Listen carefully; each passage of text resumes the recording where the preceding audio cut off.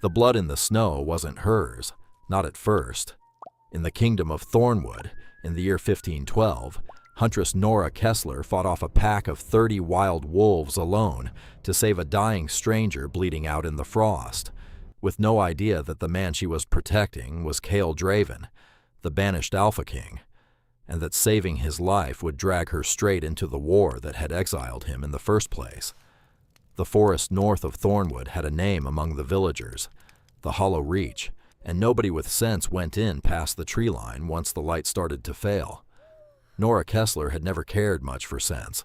At 27, she'd spent the last 8 years alone in those woods, ever since a rival pack had torn through her family's homestead in a single night and left her the only one standing. She'd buried what was left of them with her own hands, taken up her father's bow, and never looked back at the village that had offered pity instead of help. She made her living the way she always had, tracking, trapping, and selling pelts to merchants too nervous to venture past the reach themselves. She knew the terrain better than the wolves that claimed it, which was the only reason she was still breathing after 8 winters of living inside their territory uninvited. That evening, the forest went wrong before she even understood why. The birds stopped first, an unnatural silence dropping over the trees like a held breath. Then came the smell, blood, old and fresh both, thick enough to catch even a human nose. Nora knocked an arrow without thinking, and followed it. She found the clearing a quarter-mile in, and what she saw stopped her cold. A man lay collapsed against the base of a split oak, his shirt soaked through with blood, his skin a sickly gray-green that had nothing natural about it.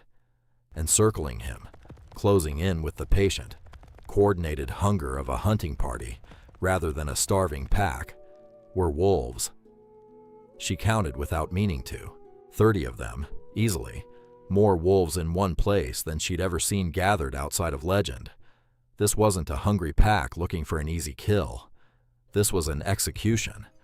Nora had exactly one thought before her body moved on its own. Whoever that man was, he wasn't meant to survive the night, and 30 wolves didn't organize like that without someone giving the order. She fired before she'd fully decided to.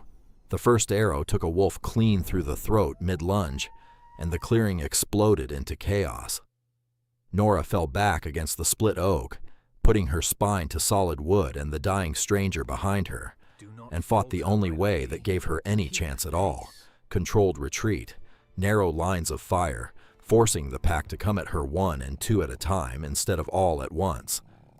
A second wolf came low and fast from her left flank, and she pivoted on instinct, driving an arrow down through the back of its skull at point-blank range before it could close its jaws around her calf. A third leapt for her throat, and she caught it mid-air with the flat of her bow, the impact jarring up through both arms hard enough to numb her fingers. She didn't have time to feel the pain. There wasn't room in her body for anything except the next threat, and the one after that. The wolves didn't come at her in the scattered, opportunistic way a hungry pack usually did. They moved in waves, 2 or 3 at a time, falling back the instant she found her rhythm and regrouping to test a different angle. The kind of coordinated pressure she'd only ever heard described in old war stories about trained hunting units, never seen from an actual pack of animals. Someone had trained these wolves, or worse, someone with far more power than any hunter she'd ever crossed was directing them in real time. She lost count of how many arrows she loosed. Her quiver ran empty, faster than she'd ever burned through it, and she switched to her skinning knife when the wolves closed the last few feet, slashing at throats and legs with a desperation that came from something deeper than survival instinct. Her shoulder screamed where a set of jaws had grazed her, tearing through leather and skin both, and still she didn't stop moving, didn't stop cutting, because stopping meant the man behind her died first, and her second.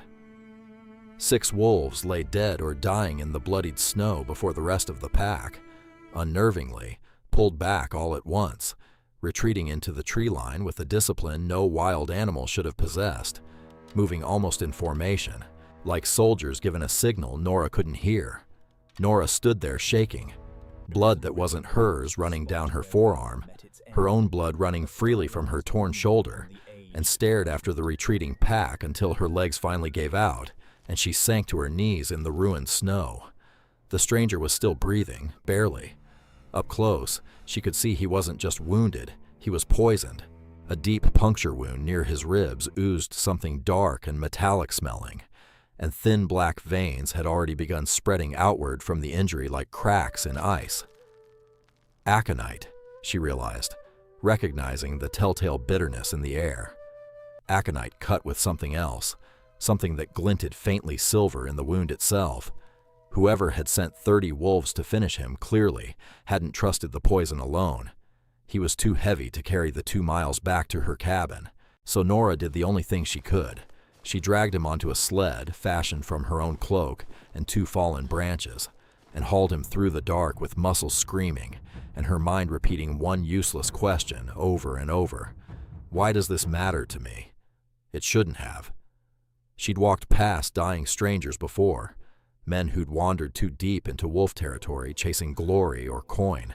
But something about the way he'd fought to keep breathing, even collapsed and poisoned, something stubborn in the set of his jaw, even unconscious, made her keep pulling. By the time she got him through her cabin door, her arms had gone numb, and her breath tore ragged in her chest. She laid him by the fire, cut away the ruined shirt, and got her first real look at the wound. It was worse than she'd thought. The black veins had crept halfway across his torso, and his pulse, when she found it, was slow and thready in a way that told her clearly. Without help, he had hours, not days. Nora had learned rough field medicine the hard way, alone in these woods for 8 years, but nothing had prepared her for pulling silver-laced aconite poison from a man's bloodstream, one agonizing extraction at a time. She spent that first night boiling every purging herb she owned into a foul black tea, forcing it down his throat in small amounts, then cutting shallow lines along the edges of the wound to bleed the worst of the contamination before it spread further toward his heart. He convulsed twice before midnight, his whole body seizing against the furs she'd wrapped him in, and both times she was certain she'd lose him before dawn. The second day was worse. The black veins had crept past his collarbone by sunrise, and his breathing had turned shallow and wet, in a way that told her the poison was reaching his lungs. She ground fresh yarrow and wolfsbane counter-extract into a paste and packed it directly into the wound, ignoring the way the mixture hissed faintly against his skin, ignoring the way he screamed himself hoarse through the procedure, despite being half-conscious. Exhausted and careless near the end of it, she nicked her own palm on the same blade she'd used to cut him, and within minutes felt the telltale burn of the poison entering her own blood, a cold fire spreading up her wrist that she recognized instantly from the smell alone. She spent 6 terrifying hours fighting off her own dose of aconite with the same crude remedies, forcing down the same bitter purging tea between fits of nausea, refusing to stop tending him, even as her vision blurred, and her hands shook so badly she nearly dropped the knife twice. By the time her own fever broke near dawn of the 3rd day, she'd lost track of how many hours she'd gone without real sleep, running on nothing but stubbornness and the growing, irrational fear that if she stopped now, all of it, the wolves, the dragging, the poison in her own blood, would have been for nothing. By the 3rd day, most of the black had receded from his skin, retreating back toward the original wound like a tide pulling out. By the 4th, his fever finally broke, his breathing evening out into something closer to real sleep than the shallow, rattling gasps of the days before. He opened his eyes for the first time since she'd found him, gray eyes, sharp even through exhaustion, and the first words out of his mouth weren't thanks. "Who are you?" he rasped. "And why would you risk your own neck for a stranger bleeding out in Hollow Reach?" "Because 30 wolves acting like a trained execution squad isn't something you see every day," Nora answered, checking his pulse with hands that still trembled faintly from her own brush with the poison. "And because whoever wanted you dead clearly didn't want it to look like an accident. That's not my business, but bleeding out in my forest kind of made it my business." He studied her for a long moment, something calculating behind the exhaustion. "My name is Kale," he said finally, offering only that much. "Just Kale," Nora said, unconvinced. For now, just Kale, he answered, and something in his tone told her not to push. Not yet. Over the following days, as his strength slowly returned, Nora noticed things that didn't fit a common traveler. The way he assessed every exit in her small cabin without seeming to think about it. The calluses on his hands that came from a sword, not farm work. The way he flinched, just once, when she mentioned the wolf pack's discipline, as though the memory carried a weight far heavier than a simple animal attack. You weren't attacked by a wild pack, she said one evening, watching him carefully across the fire. Those wolves were following orders. Wolves don't hunt like a coordinated unit unless something unnatural is driving them. Kale was quiet for a long moment, staring into the flames. 2 years ago, I ruled that pack, he finally admitted. I was Alpha King of Thornwood. My own brother poisoned the council against me with lies of treason I never committed, and had me exiled the same night, stripped of rank, left for dead in the Reach. I've been running and hiding ever since, and apparently he's finally decided hiding wasn't punishment enough. Nora sat back, the pieces falling into place with a cold clarity. You're not just some banished nobleman, she said slowly. You're the true Alpha King, and I just spent 4 days keeping the rightful ruler of Thornwood from dying in my cabin. Does that change anything? Kale asked, watching her with a guarded intensity.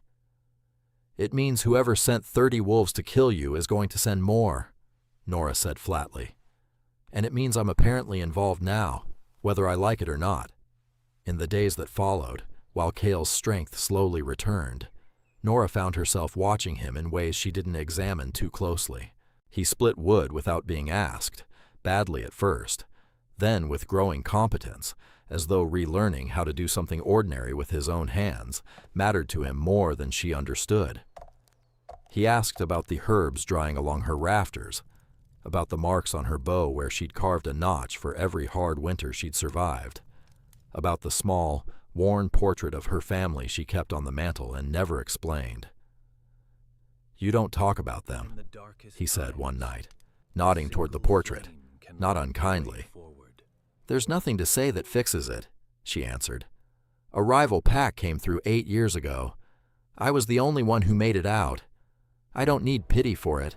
I just needed to survive it, and I did. Kale was quiet for a long moment. I know something about surviving what should have killed you, he said finally. It doesn't make you weaker for still carrying it. Nora looked up at that, surprised by how closely the words landed. It was the first time in 8 years anyone had said something about her family that didn't feel like an obligation to say it. She wasn't wrong.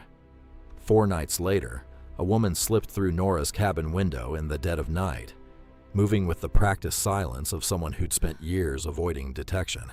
Nora had her knife at the intruder's throat before the woman could finish raising her hands. "Rena," the woman gasped out. "My name is Rena. I serve the true king. I've been searching the Reach for 2 years, hoping he was still alive." Kale, alerted by the noise, appeared in the doorway, and the relief on Rena's face at seeing him was immediate and genuine. "My king," she breathed, dropping to one knee even in her exhaustion. "The Loyalists still hold the eastern camp. We heard rumors of wolves sent north into the Reach, and prayed it meant you'd survived long enough to be found." Over the next hour, Rena laid out 2 years of quiet resistance. Lord Silas Draven, Kale's younger brother, had ruled as regent since the exile, tightening his grip on the throne through fear and a growing alliance with Lady Ophelia Vance, Kale's own former betrothed, who had thrown her political support behind Silas rather than risk losing her title if Kale were ever restored. The Loyalist camp, hidden in the eastern hills, had shrunk to a fraction of its former strength, but its commanders had never stopped hoping. "You need to come now," Rena urged. "Silas announces his formal engagement to Lady Ophelia in 11 days. Once that alliance is sealed publicly, the nobles who might still support your claim will fall in line behind him for good. This is the last window to move. Cale looked at Nora, something unspoken passing between them. You don't have to come with me, he said quietly. You've already done more than anyone could ask. 30 wolves already made this my war, Nora said, checking the edge of her hunting knife. Might as well see it through. The Loyalist camp, when they reached it 2 days later, was smaller and more ragged than Nora expected. A few dozen soldiers and a handful of commanders, holding on to loyalty more out of principle than any real hope of victory. Their reception of her was immediate and cold. A human huntress, one grizzled commander named Osric, said flatly, looking her over with open skepticism, his eyes moving pointedly from her worn leathers to the plain hunting knife at her belt. You want us to trust the fate of this campaign. 2 years of planning. The lives of every soldier in this camp, to a woman with a hunting bow and no knowledge of the castle's defenses. She kept me alive through 4 days of silver-laced aconite poisoning that should have killed me twice over, Cale said sharply, and put down 6 wolves alone before that, wolves trained well enough to make even seasoned soldiers hesitate. Watch your tone, Osric. Skill with a bow doesn't get 30 men through a castle's hidden defenses undetected, Osric shot back, unmoved by the rebuke. This isn't a hunt, girl. This is war, and war has cost this camp enough good soldiers without gambling the rest on sentiment. Other commanders around the war table murmured their agreement, low and uneasy, and Nora felt the same old weight settle over her, the one she'd carried since childhood, the assumption that a woman with calloused hands and no noble blood had nothing worth listening to. She'd felt it from the village that pitied her family instead of helping them. She felt it now from men supposedly fighting for justice. Nora didn't flinch. Then let me prove I understand the difference, she said, stepping up to the war table where a crude map of Castle Thornwood lay spread out. Give me a day with your scouts' reports and whatever maps you have. If I can't find you a route in that your own commanders missed, I'll stay silent and step back for good. She spent the next full day locked in the command tent with old survey maps, hunter's instinct doing what years of military training apparently hadn't. She cross-referenced deer trail patterns, water drainage routes, and the natural blind spots created by the castle's own defensive wall placement, details a career soldier would never think to track. But that came second nature to someone who'd spent 8 years reading terrain to survive. By nightfall, she'd mapped a route through an old drainage tunnel beneath the eastern wall, one that hadn't been used in decades, and had clearly been forgotten by the current garrison. Osric studied her findings in silence for a long time, then looked up, something reluctantly respectful in his weathered face. Where did you learn to read a landscape like this? He asked. 8 years of not wanting to die in these woods, Nora answered simply. Osric turned to Coyle. She's in, he said, all the way in. The 11 days that followed passed in a blur of preparation. Nora drilled the route through the drainage tunnel from memory until she could have walked it blind, timed the castle's patrol rotations from a hidden ridge overlooking the eastern wall, and trained 2 younger scouts to move silently enough not to jeopardize everything at the final approach. Cale, still recovering fully from the poison, spent the same days rebuilding what strength he could, and meeting quietly with the handful of nobles Rena's network confirmed still held any loyalty to his claim. The night of the formal engagement ceremony, Castle Thornwood blazed with torchlight and false celebration. Lord Silas stood before the assembled nobility in his finest ceremonial armor, Lady Ophelia beside him in a gown of deep violet silk, her expression composed into something that, to anyone not looking closely, might have passed for happiness. Beneath the castle, in the forgotten drainage tunnel Nora had found, Cale led 20 loyalist soldiers through darkness and standing water that reached their knees in places, the air thick with mildew and old stone. Nora moved at the front with a torch and a hunting knife, counting paces under her breath, her instincts guiding them past 2 separate patrol routes without a single sound raised in alarm. Twice she raised a closed fist, freezing the entire column in place as boots passed on the stone overhead. Twice she waited until the footsteps faded before signaling them forward again, her heart hammering loud enough she was certain it would give them away on its own. They emerged inside the castle's old cellar levels, just as the ceremony above reached its formal vows, and moved swiftly through servant corridors toward the great hall, Rena's inside knowledge guiding the final approach. They emerged into the servants' corridor, just as a distant horn marked the ceremony's final vows, the great hall ahead ringing with polite applause that felt, to Nora, obscene given what she now knew about the man receiving it. Rena peeled off toward a side passage to secure their exit route, while Osric positioned half the soldiers to seal the hall's other entrances. Cale paused at the final threshold, one hand briefly pressed flat against the heavy oak door, and Nora saw something flicker across his face that wasn't fear exactly, but came close, 2 years of exile compressed into a single held breath, before he pushed the doors open. When Cale Draven walked through the doors of his own throne room, alive, armed and very clearly not the corpse Silas had paid for, the room went utterly silent. "That's," Silas started, his composed mask cracking instantly. "That's impossible, you were. The wolves were supposed to.